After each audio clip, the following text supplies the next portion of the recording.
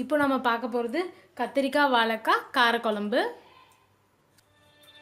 ஒரு பேன் வச்சு 3 ஸ்பூன் நல்லெண்ணெய் ஊற்றிருக்கேன். புளிக்குழம்புக்கு நல்லெண்ணெய் யூஸ் பண்ணால் தான் நல்லாயிருக்கும். எண்ணெய் காஞ்சதும் 1/4 டீஸ்பூன் கடுகு. கடுகு பொரிஞ்சிருச்சு. இப்போ 2 மிளகாய் வத்தலும் பூண்டும் சேர்த்துக்கலாம். 10 சின்ன வெங்காயம் சின்னதாக நறுக்கி சேர்த்துக்கோங்க. வெங்காயம் நல்லா வதங்கிருச்சு. இப்போது 2 தக்காளி சேர்த்துக்கலாம். தக்காளி நல்லா வதங்கிருச்சு. இப்போது கத்திரிக்காவும் வாழைக்காவும் சேர்த்துக்கலாம். 4 கத்திரிக்காவும் 1 வாழைக்காவும் எடுத்திருக்கேன். எடுத்து சின்னதாக கட் பண்ணி தண்ணியில் போட்டு வச்சுருந்தேன். தண்ணியில் போடாமல் இருந்தால் நல்லா ப்ரௌன் கலரில் மாறிடும். அதனால் தண்ணியில் போட்டு வச்சுக்கோங்க.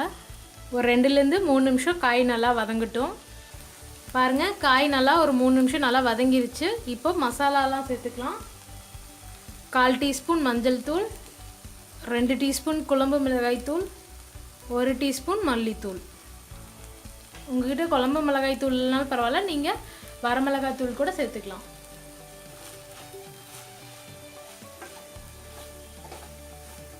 மசாலா எல்லா காயிலையும் படுற மாதிரி நல்லா மிக்ஸ் பண்ணிக்கோங்க. இப்போ புளி தண்ணி சேர்த்துக்கலாம். நான் ஒரு பெரிய நெல்லிக்காய் அளவுக்கு புளி எடுத்து கரைச்சி வச்சுருக்கேன்.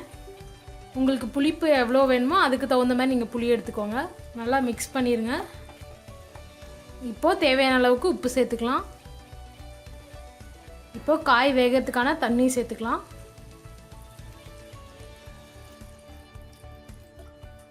உங்களுக்கு குழம்பு எந்த கன்சிஸ்டன்சியில் வேணுமோ அதுக்கு தகுந்த மாதிரி தண்ணி ஊற்றிக்கோங்க. நல்லா மிக்ஸ் பண்ணிவிட்டு ஒரு லிட் போட்டு காய் வேகிற வரைக்கும் க்ளோஸ் பண்ணி வச்சிடலாம்.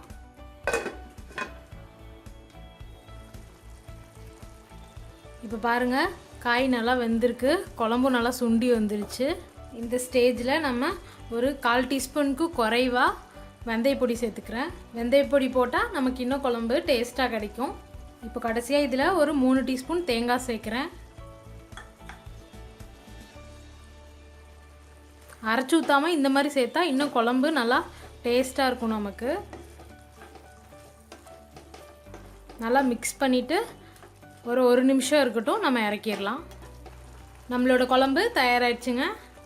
நம்மளோட காரக்குழம்பு தயாராகிடுச்சு. இது நீங்கள் சாப்பாடு கூட வச்சு சாப்பிடுங்க, ரொம்பவே நல்லாயிருக்கும். இந்த ரெசிபியை ட்ரை பண்ணி பார்த்துட்டு உங்களோட ஃபீட்பேக்கை சொல்லுங்கள். என் சேனலை இன்னும் சப்ஸ்கிரைப் பண்ணாமல் இருந்தால் இந்த சப்ஸ்கிரைப் பட்டனை கிளிக் பண்ணுங்கள். மறக்காமல் இந்த பெல் சிம்பிளையும் கிளிக் பண்ணுங்கள். என் ரெசிபி உங்களை தேடி வரும்.